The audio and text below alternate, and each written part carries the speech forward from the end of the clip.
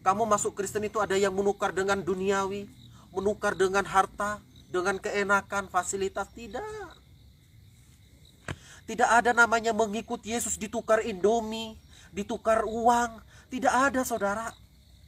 Saya mengikuti Yesus karena saya percaya kepada Dia, karena Dialah jalan keselamatan.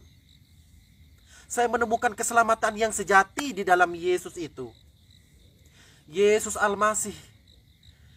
Saya yang dulunya anggap Dia manusia biasa, ternyata Dia Tuhan sendiri yang menjadi manusia, menyelamatkan saya, mati di atas kayu salib, disalibkan, wafat, dikuburkan, pada hari ketiga Dia bangkit. Maka benar dalam Al-Quran, hai Isa, engkau menjadi orang yang diberkati di mana engkau berada. Di saat lahirmu, kematianmu, dan kau akan dibangkitkan. Tuh, Al-Quran saja di surat Maryam mengatakan, hai Isa, hari-harimu engkau akan diberkati, menjadi orang yang diberkati kemana engkau berada. Dan engkau akan dilahirkan, dimatikan, dan dibangkitkan. Jadi benar, saudara. Jadi benar seperti Yesus. Aku datang ke dunia, Dia datang ke dunia, Dia mati, disalibkan, lalu Dia bangkit pada hari ketiga. Itu, saudara. Tetapi orang kok tidak mengerti. Saya sama dulu tidak mengerti. Tidak mungkin Yesus itu dimati, disalib. Tidak mungkin. Isa itu disurupakan. Disurupakan dengan siapa? Siapa saksinya? Tidak ada. Tetapi Yesus mengatakan, aku hari ini akan diserahkan ke tangan pendurhaka, tetapi pada hari ketiga aku akan bangkit. Yesus mengatakan begitu, saudara. Aku akan bangkit pada hari ketiga. Kalau Yesus tidak mengatakan, pasti Yesus itu pendusta dan berbohong. Tetapi Yesus mengatakan pada hari ketiga. Yesus sendiri mengatakan, aku akan bangkit pada hari ketiga. Memang, saudara, ketika Dia disalibkan memang tidak berdaya. Nah, jadi iman percaya saya kepada Yesus waktu saya di keluarga saya, di kakak saya yang tentara, membuat saya, mungkin Dia bisa membuat iman saya luntur kepada Tuhan. Tapi tidak bisa. Lah terus bagaimana waktu itu? Terus Mas Holik sudah setelah di Bandung, untuk iman percaya kan tadi karena begitu menggebu-gebu, begitu berapi-api di dalam roh ya, untuk percaya kepada Yesus. Nah, apa yang Mas Holik lakukan? Apakah Mas Holik pergi cari gereja atau bagaimana? Dan apa yang terjadi? Tidak kepikiran mencari gereja. Oh, tidak kepikiran. Tetapi pada hari Minggu, ketika saya berada di dalam kakak saya di kompleks tentara, kan biasa di dalam kompleks itu asrama. Saya dengan keluarga kakak saya itu biasa. Ya, saya membantu kakak saya, memberikan makan ayam. Saya sholat seperti biasa. Saya sholat, saudara. Saya sholat di tahun 2009 itu. Tetapi pada hari Minggu, seperti ada suara dalam diri saya. Holik, apakah aku yang menyelamatkan kau masih menyangkal aku? Holik, janganlah engkau menyangkal aku. Dari situ, saudara, iman saya di dalam keluarga saya tidak bisa saya sembunyikan terus. Apapun saya katakan kepada keluarga saya, waktu saya dari Pulau Madura yang sangat keras agamanya, saya harus merantau ke Bandung supaya apa? Iman saya kepada Yesus itu, iman percaya saya kepada Yesus supaya luntur. Tetapi tidak bisa. Dan sesudah itu, saya pada hari Minggu, saya itu diam pada hari pagi-pagi itu. Saya udah bangun dari subuh, tapi pagi-pagi itu kok saya seperti ada suara, Holik, masihkah engkau menyangkal aku? Saya diam gitu. Di ruang tamu kakak saya itu saya diam gitu. Saya diam sejenak. Apakah engkau menyangkal aku, Holik? Itu seperti suara yang sangat merdu di dalam diri saya, seperti damai. Tetapi saya pada waktu pagi itu saya memberanikan pergi keluar dari rumah kakak saya itu. Saya pergi, tapi saya izin. Kakak saya bilang mau kemana? Saya bilang saya mau keluar. Saya mau keluar. Biasa kalau di komplek kan jalannya bagus ya, kompleknya rapi, saya jalan. Saya jalan, di situ ada gereja. Saya tidak akan sebutkan gerejanya, ada gereja bagus, gereja di situ. Saya lihat gereja itu kok damai ya, gereja. Saya lihat dari jauh. Nah, saya kaki kok seperti ada suara, mari masuklah, mari masuklah. Kok ada suara itu seperti liri-liri, mari masuklah. Seperti ada suara di pagar gereja itu di dalam kompleks tentara. Seperti ada suara, mari masuklah. Jadi suara itu bukan untuk menjerumuskan, tetapi mari masuklah. Seperti mengatakan suara yang damai, mari datang kepadaku. Saya masuk ke gereja itu. Di situ saudara, saya duduk di gereja itu. Saya dalam keadaan berdosa, saya duduk. Saya menangis di hadapan Tuhan. Tuhan, kata saya. Saya berdoa. Saya di dalam gereja itu. Dan dalam diri saya itu ada ketenangan. Ketika saya menyebut dia Yesus, di dalam gereja itu saya menemukan ketenangan. Tuhan, tolong saya Tuhan. Tolong saya Tuhan. Dan sesudah gereja itu selesai mengakhiri ibadah, saya keluar dari gereja itu, saudara. Saya keluar saya nggak menunjukkan seperti orang saya seperti biasa aja. Saya keluar gereja apa adanya, saya keluar, saya pulang ke rumah. Di rumah seperti tidak terjadi apa-apa. Di rumah saudara saya nggak terjadi apa-apa, jadi nggak ada rasa curiga. Nah, berapa jam kemudian, itu masih pagi, saya pulang dari gereja itu, kakak saya nggak tahu. Nah, saya pulang dari gereja sekitar jam 9, jam setengah 10 saya nyampe rumah. Nah, sudah jam 10 saya pulang, saya istirahat dulu. Saya duduk biasa di dalam rumah kakak saya, biasa saya bercengkraman dengan ponakan saya, dengan kakak saya beri cengkraman biasa. Nah, sudah itu sore ada kabar, ternyata teman kakak saya ini yang orang gereja ternyata kenal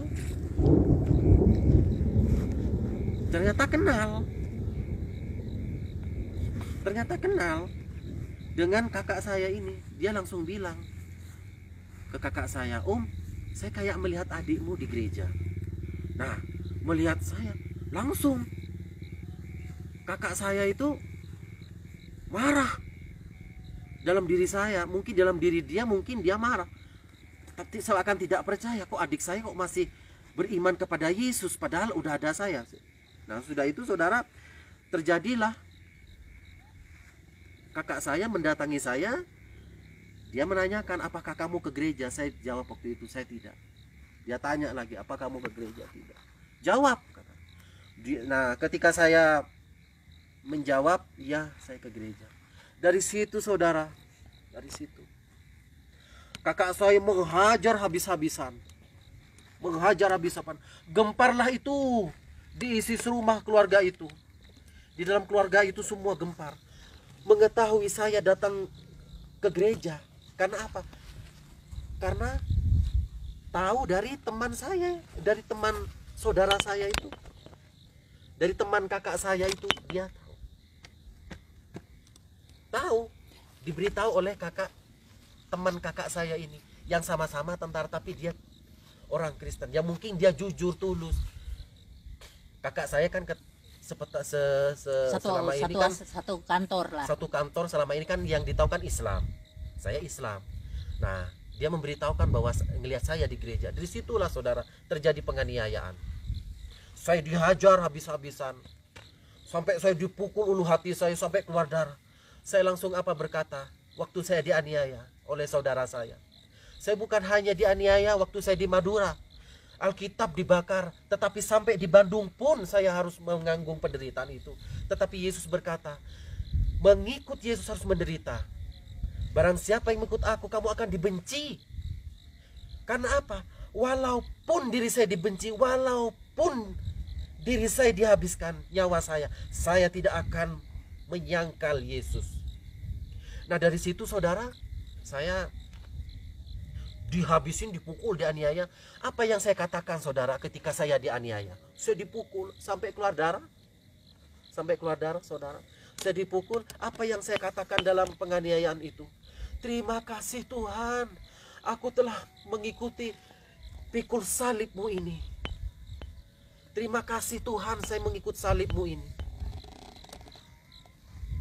Bayangkan saudara,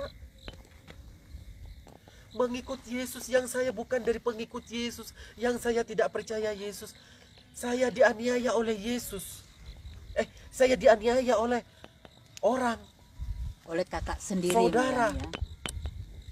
Mengikut Yesus, saya dianiaya. Karena mengikut percaya kepada Yesus, saya mengalami penganiayaan itu. Malahan dalam ucapan saya, terima kasih Yesus, saya bisa mengikut Engkau memikul salib ini. Tetapi dalam diri saya ada damai sejahtera. Mengapa? Semakin kamu dianiaya, maka iman, percaya, pengharapanmu kepada Yesus semakin dikuatkan.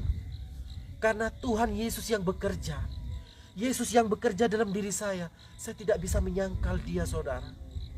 Dia yang datang dalam mimpi saya, Dia berkata, Holik, jangan takut, ikutlah aku. Maka katanya, jangan takut itu maknanya luas. Engkau mau dalam keadaan miskin, engkau mau keadaan dalam sehat, senang. Jangan takut dalam penganiayaan pun, jangan takut. Dalam keadaan kita susah, jangan takut. Iman percaya kita jangan menyangkal Yesus, itu saja saudara dalam diri saya. Oke, terus setelah dianiaya ini diusir. Apakah Diusir. Mas Holik diusir? Langsung diusir kebesokan harinya. Nah, terus Mas Holik hari itu keluar dari rumah kakak. Terus apa yang Mas Holik lakukan? Kan dia tidak punya teman, dia tidak punya saudara di sana di Bandung. Nah, kita dengar ya kesaksian dia. Terus bagaimana? Nah, pada esokan harinya kakak saya menelpon kepada bapak saya di Madura. Bapak saya langsung mengatakan, kalau memang Holik itu masih Kristen, usir saja. Kalau tidak mau pergi, jebloskan saja ke penjara. Atau paling tidak saya diasingkan. Itu ancaman saya. Dan ancaman bukan ancaman itu, saudara. Ancaman saya apa? Saya dicoret dari keluarga, tidak mendapat warisan. Dan saya akan dianggap mati kalau saya tetap mengikut Yesus. Itu yang dikatakan oleh orang tua saya. Dan itu dilakukan. Dan itu pun dilaksanakan oleh kakak saya. Dan kakak saya apa? Pada hari Senin itu ketika pagi, langsung dia mengatakan, pergi kamu dari sini. Angkat tasmu kalau kamu masih tetap mengikuti Yesus. Saya katakan, kakak, Holik akan tetap mengikuti Yesus. Sampai ditutup tanah pun, saya tidak akan menyangkal dia. Saya pergi, saudara, dalam keadaan damai. Saya tidak memikirkan harta. Saya tidak memikirkan apa dalam diri saya punya uang atau tidak. Itu yang harus ingat. Saya tidak ditukar oleh dunia. Nah, waktu itu Mas Holik ada duit berapa tuh keluar dari rumah? Tidak punya sama sekali. Terus bagaimana kamu mau makan? Terus bagaimana kamu hidup? Dari situ saudara, Tuhan menolong saya. Ketika itu saya keluar dari rumah, saya seperti orang gelandangan. Tetapi dalam keadaan saya seperti itu, saya tetap berdoa, Tuhan, terima kasih Tuhan, aku yang berdosa ini Engkau selamatkan. Dan boleh mengikut salib-Mu ini. Boleh mengikut salib. Saudara, ada sukacita, ada rasa syukur. Bukan karena ekonomi, kekurangan makan atau apa. Mengikut Yesus saya bersyukur. Saya tidak membawa apa-apa.